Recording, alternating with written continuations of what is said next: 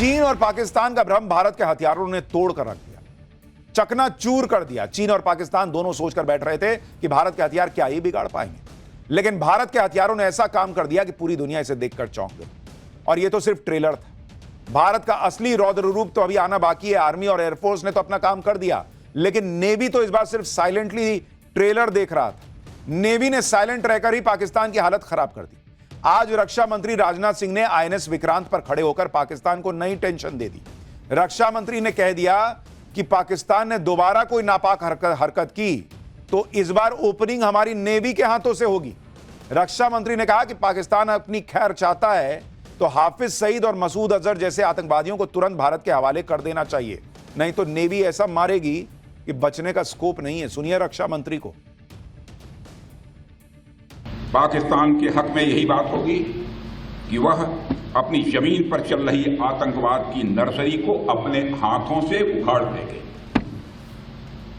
इसकी शुरुआत उसे हाफिज सईद और मसूद अजहर जैसे आतंकवादियों को भारत के हाथों में सौंपने से करनी चाहिए, ताकि उनके साथ भी इंसाफ किया जा सके। उनके साथ का इंसाफ कैसा होना चाहिए यह मुझे बतलाने की जरूरत नहीं है। यानी भारत के रक्षा मंत्री ने क्लियर कर दिया है कि हाफिज सईद और मसूद अजहर को सौंपो तो हम सोचेंगे कि तुमको छोड़ना है, कम मारना है, क्या करना है। आईएनएस विक्रांत से पाकिस्तान को चेतावनी देने के पीछे भी एक खास वजह है। गोवा तट के नजदीक अरब सागर में तैनात आईएनएस विक्रांत किसी भी समय पाकिस्तानी नौसेना के छक्के छुड़ा सकता है। कराची से लेकर ग्वादर बंदरगाह तक पाकिस्तान को तबाह कर सकता है।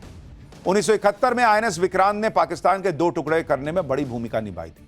तब पाकिस्तान ने अपनी सबमरीन पीएनएस गाजी को आईएनएस विक्रांत को खत्म करने के लिए भेजा था, लेकिन आईएनएस विक्रांत ने समंदर में ही पाकिस्तान की गाजी की समाधि बना दी थी। आईएनएस विक्रांत सिर्फ एक जहाज नहीं बल्कि अपने आप में एक तैरता हुआ पूरा युद्ध क्षेत्र है। इसमें 2400 कमरे हैं, जिनमें लगभग 1600 नौसैनिकों की रहने की व्यवस्था है। यह अपने ऊपर 40 फाइटर जेट्स को लेकर चल सकता है और इसकी स्ट्राइक फोर्स रेंज 1500 किलोमीटर की। इस पर 64 बराक मिसाइलें लगी हुई हैं। इसके अलावा आईएनएस विक्रांत ब्रह्मोस मिसाइलों से भी लैस है। इसलिए आज रक्षा मंत्री राजनाथ सिंह ने कहा कि पाकिस्तान को शुक्र मनाना चाहिए कि ऑपरेशन सिंदूर में नौसेना को अपनी ताकत दिखाने की जरूरत नहीं पड़ी। सुनिए एक बार रक्षा मंत्री। साथियों, हमारी फोर्सेस की फॉरवर्ड डिप्लॉयमेंट के साथ साथ विक्रांत कैरियर बैटल ग्रुप की फोर्स प्रोजेक्शन ने भी हमारे इरादे और क्षमता का प्रभावी संकेत दिया है। आपकी इस मजबूत तैयारी ने दुश्मन के हौसले को पहले ही पस्त कर दिया। पाकिस्तान के लिए आपकी तैयारी मात्र ही बहुत थी, आपको तो एक्शन की जरूरत ही नहीं पड़ी। आपकी तैयारी से ही दुश्मन सत्ते में आ गया। रक्षा मंत्री ने भी आज पाकिस्तान को हौंक दिया। उधर गृह मंत्री अमित शाह आज जम्मू कश्मीर पहुंच गए। ऑपरेशन सिंदूर के बाद यह उनका पहला जम्मू कश्मीर दौरा था। यहां पर अमित शाह ने पाकिस्तानी गोलाबारी का शिकार हुए परिवारों से मुलाकात की और पाकिस्तान को मुंहतोड़ जवाब देने वाले बीएसएफ के जवानों से भी मिले। अमित शाह ने कहा कि बीएसएफ ने पाकिस्तान को जो झटका दिया है उसकी भरपाई करने में पाकिस्तान को बरसों लग जाएंगे। एक बार अमित शाह को भी सुनिए। ऑपरेशन सिंदूर के घटनाक्रम में अपनी परंपराओं को बनाए हुए जम्मू फ्रंटियर के बीएसएफ के जवान, राजस्थान फ्रंटियर के बीएसएफ के जवान और दूर सुदूर कच्छ की बॉर्डर पर जो जवान तैनात हैं, उस सभी ने पूरी सजगता के साथ सीमा की रक्षा का काम किया। जब पाकिस्तान ने हमारे आतंकवादियों के अड्डे पर किए हुए हमले का जवाब में हमारी सीमा और हमारे नागरिक रिहायशी इलाकों में हमला किया, तब जम्मू फ्रंटियर अकेले में लगभग 118 से ज्यादा पाकिस्तान की पोस्टों को तबाह और नुकसान पहुंचाने का काम हमारे बीएसएफ के जवानों ने किया। ऑपरेशन सिंदूर और उसके बाद पाकिस्तान की बमफाड़ धुलाई से पहलगाम के उन परिवारों को न्याय मिला है जिन परिवारों ने पाकिस्तान के फैलाए आतंक में अपनों को खोया। नरेंद्र मोदी ने आतंकियों को मिट्टी में मिलाकर इसका बदला लिया। आज पीएम मोदी पहलगाम हमले में शहीद जवान शुभम द्विवेदी के परिवार से कानपुर में मिले। इस मुलाकात के दौरान प्रधानमंत्री ने शुभम की पत्नी और माता पिता को ढाढ़स बंधाया। शुभम के परिवार ने बताया कि इस मुलाकात के दौरान शुभम की पत्नी के आंसू देखकर प्रधानमंत्री भावुक हो गए। उन्होंने कहा कि आतंकवाद के खिलाफ ऑपरेशन सिंदूर रुका नहीं है, यह अभी जारी है। देश की बेटियों का सिंदूर उजाड़ने वालों को नरेंद्र मोदी उनकी जड़ों से उजाड़ चुके हैं। ऑपरेशन सिंदूर ने नरेंद्र मोदी ने वो करके दिखा दिया जो आतंक के खिलाफ पहले कोई ना कर सका। पाठशाला में अब अगली क्लास, अवैध बांग्लादेशी और रोहिंग्या पर ऐसा ताबड़तोड़ एक्शन जो पहले कभी नहीं हुआ। बुलडोजर तो चला ही, रोहिंग्याओं का सामान पैक करके कहां भेज दिया जा रहा है अब आपको दिखाता हूं। प्रधानमंत्री नरेंद्र मोदी एक तरफ पाकिस्तान को तो निपटा ही रहे हैं, दूसरी तरफ देश के अंदर भी जबरदस्त एक्शन चल रहा है। देश के अंदर जो दुश्मन छुपे हैं, जो लोग देश को खोखला कर रहे हैं, उनकी सफाई के लिए जबरदस्त तरीके से ऑपरेशन क्लीन चल रहा है।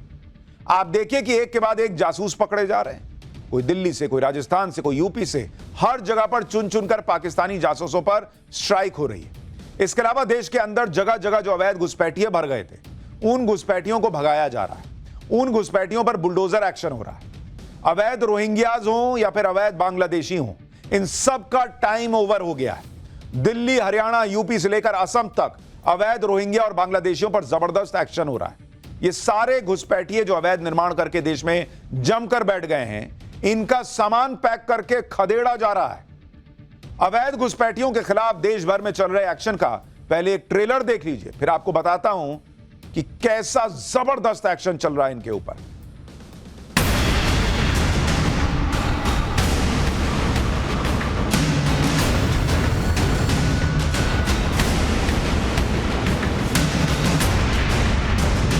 बहुत सालों से रह रहे, हमारे ससुर यहाँ खत्म हो गए।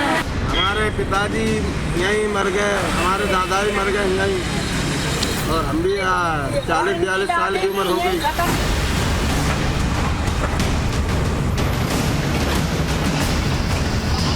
बांग्लादेशी घुसपैठियों के लिए 1 इंच जमीन नहीं देने वाले हैं।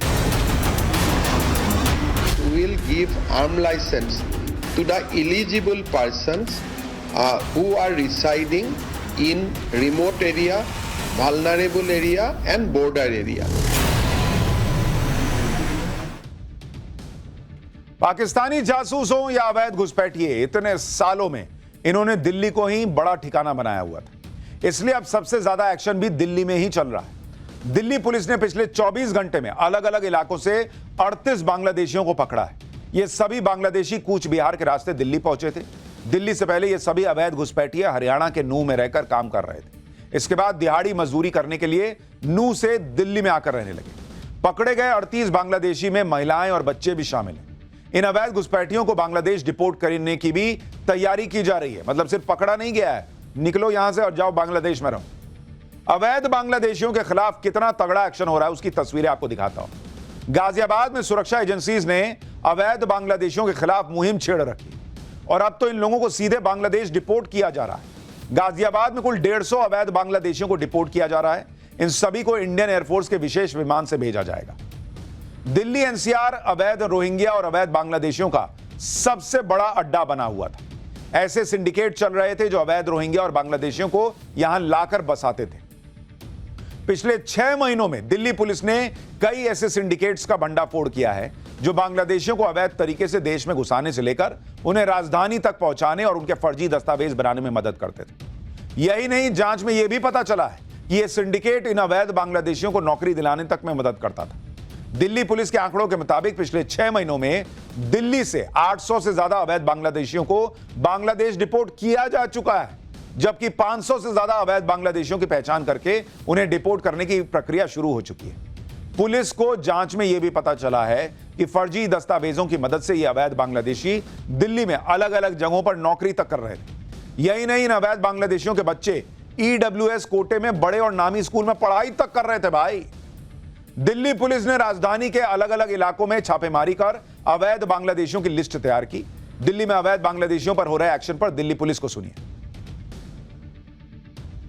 इनमें जिन लोगों के पास कुछ के कागज मिले हैं, उनमें आधार कार्ड मोस्टली मिले हैं और वहाँ के बांग्लादेश के भी इनके पास डॉक्यूमेंट मिले हैं, चाहे वो व्हाट्सएप पे, फ़ोन में या कहीं भी उनको डॉक्यूमेंट वहाँ के मिले जिससे हमने उनको उस वहाँ से जोड़ा है और उनकी FRRO की मदद से डिपोर्टेशन की कार्रवाई कर रहे हैं। अवैध बांग्लादेशियों को सिर्फ डिपोर्ट ही नहीं किया जा रहा, बल्कि उनके ठिकानों पर बुलडोजर भी चल रहा है। दिल्ली में अवैध बांग्लादेशियों के ठिकानों पर छापेमारी चल रही है, बुलडोजर एक्शन हो रहा है। ये तस्वीरें दिल्ली के तैमूर नगर इलाके की हैं, जहां कुछ दिनों पहले तैमूर नगर नाले के किनारे बनी 100 से ज्यादा अवैध इमारतों को मिट्टी में मिला दिया गया। यानी ताबड़तोड़ एक्शन चल रहा है।